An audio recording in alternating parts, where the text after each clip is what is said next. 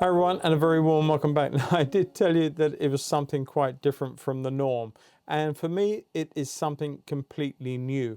I have never ever painted any subject, wildlife or anything else come to that, on a round disc before. Now I know you can get wooden circular discs, I know you can get round canvases, but I have a laser engraver now, and I felt that it'd be really nice to create something a little different to offer my clients. And I came up with the idea of doing these little round discs. Now I can make these any size I want, up to the size of the engraver's bed, and so I can get quite large, but I felt that this would be a great little tryout, and certainly to do little fox. Now I created this to hold this in and steady while I painted it. This has no other further use than as a cradle for housing these circular discs, and I can create one for, again, whatever size I want to use this. Anyway, enough of that, but the idea is then I can either stand it as an unframed piece in a little plate holder, you know, a little display, a little A-frame display on a sideboard, or indeed if I cut a circular mount just over the inside of this, then I could actually frame this in a similar situation. If you can imagine this going beyond this circle, and imagine this is the outside of the frame, I could do something like that in the real world, because I also lucky enough to have a frame shop, so I can do anything like that. But I felt that this would be something interesting to play around with and to share with you guys. Now also what I've done here is I haven't done a standard gesso. I'm hoping I haven't made a mistake with the idea, but this is a shellac, and it's had 2 coats of shellac.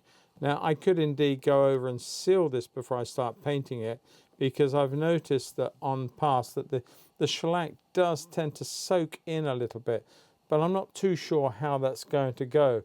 Certainly not on this one, but I'm going to give it a go, see what happens, and worst case scenario, I just take the paint off or allow me to put a seal coat over that and then continue on painting. The drawing's strong enough, so I don't really need to do too much of the underpainting, but I just want to try, if I can, and seal off.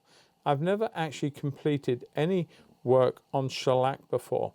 I've seen a lot of artists using it, and I felt that it would be nice to give it a go and just see what I think of the surface to paint on. I'm hopeful it will be fine. I'm going to come in, that's a way too small a brush to be doing that job with, so let's come back. I use all Rosemary & Co brushes, as you can see. These are evergreens, and they work very well for me in oil. I love everything from daggers all the way through to the very smallest of brushes and the small points, and also I use a lot of flats. Now that, I think, the way my painting style has been going in the last few months or so, I quite like the idea of using flats in my painting. I want to come in with some of these colors down here, not too different to some of this, but we'll see how that goes with the overall scheme. I'm going to put some sienna to that too. So we've got, coming down here, we've got, that is a cool darker blues, pale colors in here. I'm just gently tapping away with the idea of the darks and the lights in the overall composition of the fox. As a painter, you're always experimenting with your, not only your procedures, but also the way that you choose colors, mix colors, change colors, add them to your overall painting palette, and how you apply them. And you're constantly, you should always be constantly, in my opinion, questioning what you do. I think great art over the centuries, over the millennia, over the course of time, is reliant on the fact that the greats amongst the artists that we've known in the past have always questioned the materials. They've never just settled for what they're told. They've never just settled for, okay, XYZ makes WZY or something. They always question that, and then they come up with maybe an answer or something else that is pertinent to the whole thing. I'm using some titanium white with my cobalt right now, just trying to put in a superficially bluish light. It's not going to be the end of the story. It is just suggesting the coolness. I may come in with some zinc now. You can see how thin that is. I come in with some ultramarine blue. And I think my ear here is a little bit short. I think I need to increase the ear. My drawing's a little bit out, just seen it. So, well, that's not a problem. We'll just increase the ear. There you go, just going to give that a little bit more height up through there like that. Probably better. We can change it if not. I'm going to use this green up a little bit now and go back in with some of the umbers to make it dark. We can do the same thing with this color here, this permanent aquadome rose, and maybe this green, or we can use the warmth of the sienna with the ultramarine blue. Either way, as long as they are transparent or nigh on transparent colors, you'll get very good darks from them. It's when you start using opaque color to suggest darks that you will end up in trouble. Little touches of bright color, and I think that we can have everything too low key, and I don't like that. I want to inject a little bit of life and light into this animal. Putting in a suggestion of the cooler color for that edge, going up through there. I come in here and just going to put a few taps. See what I'm doing is tap, dash, dash, dot, dash, tapping, scribbling. I do this in watercolor, I do this in any media that I work in, but I'm always laying the groundwork for hairs, clumps of hairs, not individual hairs, but already we're suggesting that there are some lovely neck hairs coming down towards the chest. Very, very fine little taps. I'm using the edge corner of a fairly good brush. You'll not achieve this with one too dry paint, too stiff a paint, or a bad brush. You do need to have a fairly good brush to do this. Keep your brushes in good stead, and I'm just literally scribbling and drawing with the idea of hairs. Okay, so I'm going to bring a little bit more of that down through here. Again, I'm just using the little edge of the flat brush. Sometimes think that that's better than trying to use a very small round or indeed a rigger, because they got a clump of bristles where this is just the tip of the edge. I think that can work very, very well in your favor. Okay, so I'm making a very dark solution that I can come in on these eyes and draw them without having too much of a heavy line. So I'm looking at the structure and the way it goes up and around like that. And then it comes down into the tear duct here and around towards the face mask. And the mask on all these animals is to help them hunt. It stops and kills the reflection from the light and the sun. When they are hunting, you see it with cheetah, you see it a lot with predators overall. So I come in here and put in a pure bluish transition here. Just a little tap, just to give me a heads up for next time. Kind of like that. I'm going to allow that to disappear into the blacks. And then we can put some stronger light hairs in when we come back. Let's just see if we can't get a beautiful rich glow in the eyes just to finish, or pretty much finish. I'm going to come in here with gentle taps. Don't forget we are painting very, very small, very, very fine. Just want to get in that little darker glow of the eyes, and then we can come back and lighten areas up around the edges. And time that's dry, it would be good to go again. I might just put a little bit of yellow ochre just around this one. See if I can get away with that. To a point, yes. I think I need to do more work on it later on though. This is not the top color of white, this is just another degree up. Just that little bit of light, just to suggest the light hitting the side of the cheek. Just soften that a little bit. Keep looking at the reference, keep looking at what I'm doing, how can I improve what I've got, checking values, checking colours. Often they change, often I do something and then I put another colour in and change some of the dynamic, in which case it tells me I'm going to go back in and just work on one area again just to adjust the values.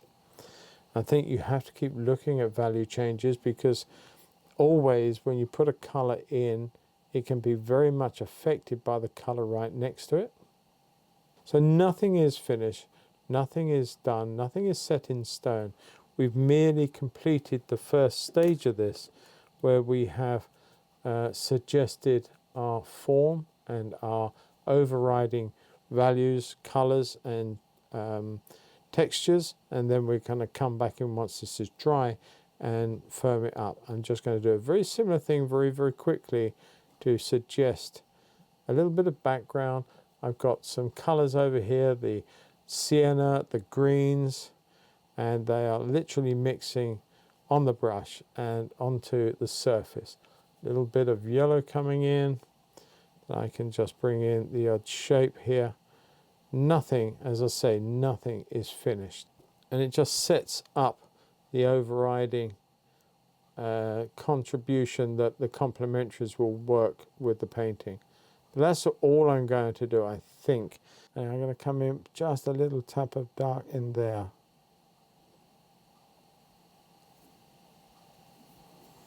And very similarly over on here, just want to put a little dark under there. What I want to do is work on the eyes just enough this time, just to get going and just to give me something really positive to look at. So I'm just going to come in here very carefully, put in the little light that comes around the eye, and we'll block that in and lose that. Just want to lift the colour a little bit. And I am already, and I know I'm guilty of this all the time, but I do get quite detailed. When the ability of a small brush comes along, I tend to get quite detailed. It's not always a good thing. We do feel more comfortable having that control, but it's not always the best thing. But I am using that method today. I'm just coming down here with a little bit of light on top of this ear, and just see where I can take this little painting. Now I put a lot of fluid into that, a lot of Gamsol went into that, just to break down the tension of the oil. But it does make a sharper mark on the brush, and so you've got to be careful of that, because if you want softness, you're not going to get it by adding too much liquid. Burnt sienna, or sorry, raw sienna, that would have had a similar effect, but it would have probably, because it's like a cooler yellow from the Earth series, I think that the colour orange I made from the Indian yellow and the vermilion on here would serve me better in terms of bringing up the values, bringing up the lights and the darks, but in more of a concentrated chroma than the earth tones would give me. So that's my idea. Hopefully it's a good enough idea. Now I don't want to just block out all that colour underneath. I need to preserve some of that. Because what's the point of putting it on in the first place? So I need to make sure that I just do not obliterate all that darker value underneath. I also want to bring some more colour lights on here. So I'm going to come up with some Indian yellow and a bit of white on its own. Now I'm going to tap in some of the vermilion to that. More white. Mix it well. Let's just see if we can't just tap in a little bit of extra. I don't want to go any higher, because I'm right on the edge of the limit of where that should be on the top end of the fox. And I'm just going to come up here. I think I'm going to end my ear there. I'm just going to bring it a little lower than it is.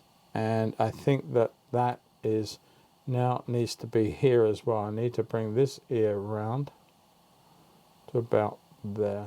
And I'm still thinking, is my ear too tall? I'm going to come in here. I'm just going to push out a little bit of that, reshape that part of the ear. I'm sort of thinking that I altered it in part 1. Now I'm altering it back. Titanium white, which is somewhat more bleaching. And I'm going to come in between the two. I'm not quite sure I want to take this, but I want a very fine suggestion of blue on this part of the eye. See, that's too strong.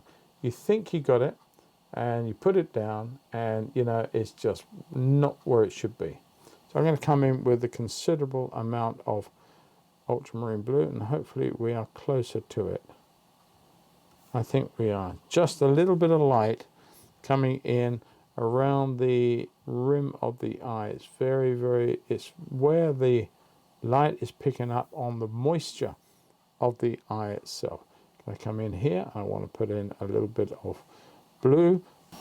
Okay. As for the catch light, well, we can do that quite easy. We're going to put in a bit of a bluish one with a touch of that little bit of pink in there. And I'm just going to come in and almost just touch. Not too much. You can quickly overdo a catch light.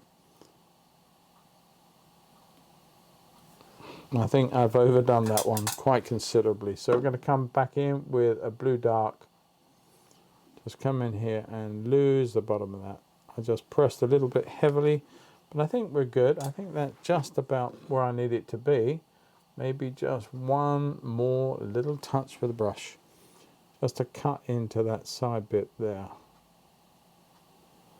I've gone too far again. This brush, I must have just created a bit of a flat end to it, so not a problem. Everything in most painting is get out of trouble for. You can do that. There we are. I just want to lose a little bit more. Okay, that's fine. I'm quite happy with that. Just want to come in here, put a little bit of light to that. And it's just tweaking. You get to look at the eyes and you see something, you think that's not looking quite right. And all of a sudden you do something and it changes that look. And you think, yeah, now I've got it. And I think we're doing okay. I think up here I'm very, very close to getting too blue or too much lacking in the white colours. So I'm going to be mindful of that and come back in. I want to put in a few lighter flecks coming down here. These are cool flecks over some of this fur, and they will come down to what would be beautiful pale white parts of the fur if it was in full sun. So I just want to suggest a few little flecks. So that's way too thick, that one, but we can get away with that because I'm going to come in with a bit more dark anyway. So we lose the great deal of that mistake. And I want to come in here with some lights coming down. So I've got the side of the cheek coming down here with a lighter colour into the background. Okay, before we go much further, I am going to look at putting in, using the number 0 flat on this occasion. We put the round one down. And I'm going to mix up some of my greens. Now, I'm going to be using some yellow ochre and a tap of the, just a tap of the phthalocyanin green. It is a powerful green. Tap in a little bit of red, maybe a little bit of the quinacridone magenta or whatever version of that color you're using, warmer or cooler. I'm going to put in a few stronger taps of green. But before I do that, actually I forgot, didn't I? Let's come in with some lemon yellow, little bit of white. You could actually use zinc white or titanium. Let's have a bit of both in there. A little bit of the lemon, some of my lovely turquoise color. That's a very, very strong green, as you can see. But by adding in some of the red now, the vermilion, we're going to temper that green down. Not that much. I went a little bit too mad with that. But actually, mix that in thoroughly. That's not a bad value of grey. This is a green still, but it is somewhat being manipulated to being a cooler grey. What I want to do now is just come in here and gently eat away at some of these shapes here. as we come down, and then allowing some of the dark still to appear, but hopefully that will be quite nice. I'm going to come in with some cobalt to the bottom of that. I quite like that. Okay, it's giving me a nice look. Now, do I need to bring that idea anywhere else? Well, I'm going to bring a little bit up in here. Quite cool. I don't want to replace the dark with the cool, but I do want to suggest a little bit of variegated green color in the background. These could be the leaves that we're seeing now, whereas I can come over some of this with darks to reveal the fact that that's grasses or something else later on down the line. We are getting very close to the finish of this painting now. Add some more of that green in. I've got to be careful. I'm going to come in with some red and maybe a little bit of the quinacridone just to darken that up but make it still in the green area. What I want to do now is to literally put in a few. It's still not strong enough. All right, we can sort that out. We're coming in with some more blue. We're going to come in with some more of the red, a bit more blue, but an overriding factor of the green. Let's come in with more green. We're still a little bit too much on the red at the moment. There we go. Hopefully that now will be the value that we seek. Much better, look at that. All right, so now we have got this cooler, darker green. I'm being quite, not too careful. Well, I am being careful, but I am sort of just making sure that this looks about right. I don't want to overdo it. Just going to put in a few sort of areas like that that suggest some greenery. I'm going to come in with a little bit of the Indian yellow, turns it into a little more of an acidic dark green. Maybe a little bit more too. And I'm just going to bring a few mark up through here. Maybe one coming out this way. Just trying to vary up the shapes, the forms. Some of them coming out through the back here. Like that.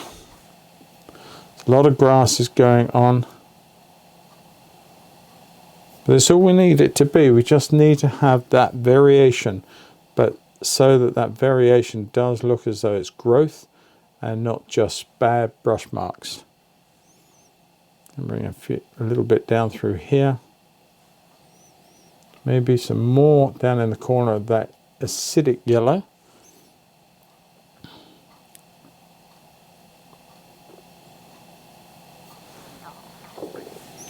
Okay, the acidic yellow is looking quite nice. I want to put in a few shapes like this that are much closer.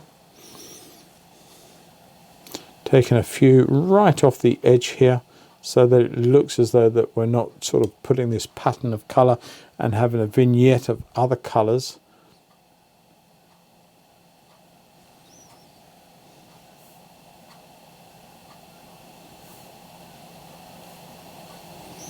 And then some of them are just going to literally disappear into nothingness, and we're going to sort of bring a few of those colours like that into play. Now that acidic colour is working quite nicely, got to say. I'm going to bring in a couple more shapes.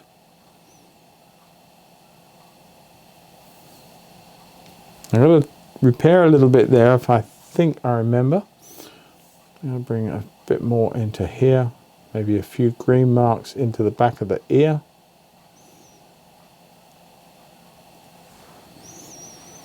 Oh, it's working quite nicely. I'm even tempted now to put in a little bit of light, but a little bit more of that Indian yellow. That is an aggressive yellow when mixed out and making the sort of leaves and stuff quite acidic in nature. I say acidic, it's not a cool colour, I just think it's, but I quite like what it's doing. I'm just tapping in the odd little bit of that yellow colour. Don't want to go overboard with it, easy to go too far. Just a few suggestions of stuff going on in the background.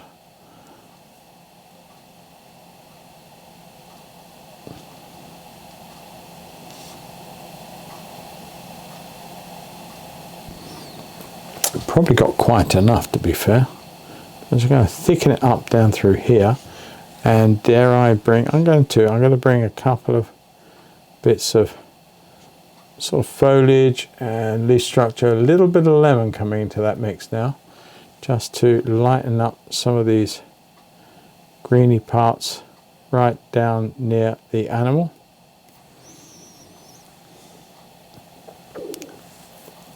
Right, I'm just going to come in with a couple of darks again just to get rid of some of this. So I bring one a bit more careful now in what my approach.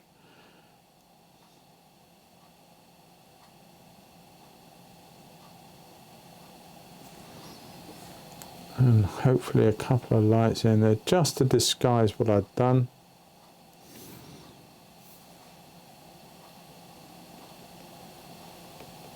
That's it. Made a little bit of an error there. As I say, when you are painting and you're changing a colour from lights to dark, just make sure that it's not just a little area around. All you're doing is conforming to the shape of the head, and it just looks wrong when you do that. Okay, so maybe even some lighter values, maybe a little more lemon, a little bit more of the yellow in one or two places, just adding in the odd touch of light, not overdoing any part of it really, just enough. Little cooler colour, maybe a bit of that white in and a little bit of cobalt in. And I just want to bring in a shape here. That ear comes down a little differently. Just seen that. So I'm just coming in. Just reshape that part coming down.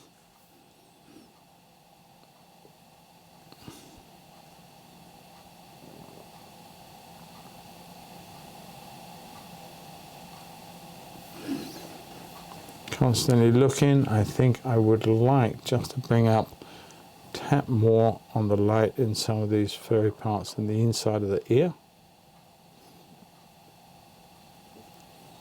A little bit of light coming down there, a little bit more blue, a little bit more of the white, a little bit more of the cobalt. So I'm just going over now, this is the final stages really, I'm just sort of dotting I's and crossing T's. Okay, so I'm pretty much happy with the way all this has gone. I want to put a bit more light in over here, and I just want to change the shape of that there. Just want to put a bit more light on there. Lots of little tweaks now. This is the final bit. This is where we sort of literally change things that we feel absolutely need changing now.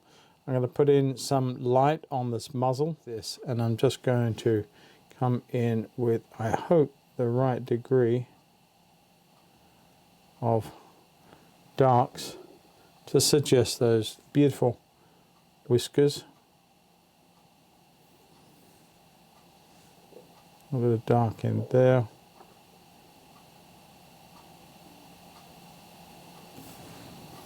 I think we're pretty much done.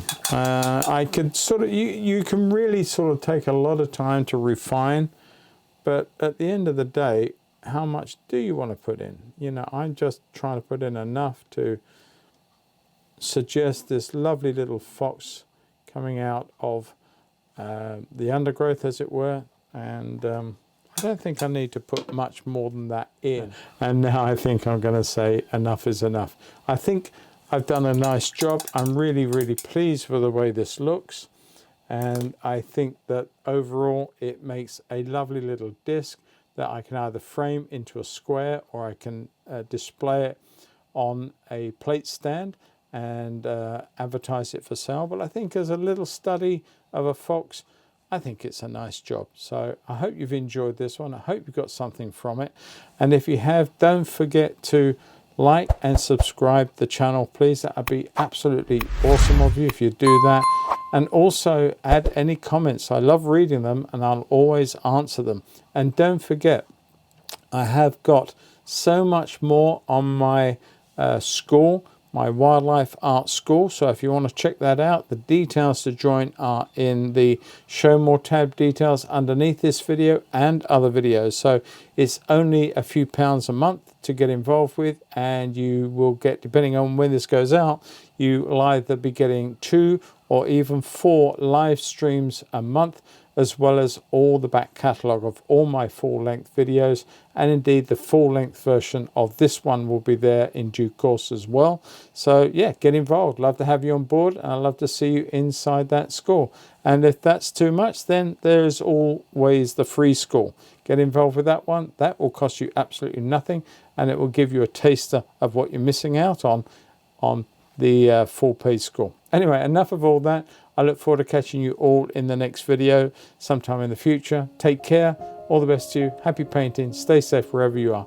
Bye-bye.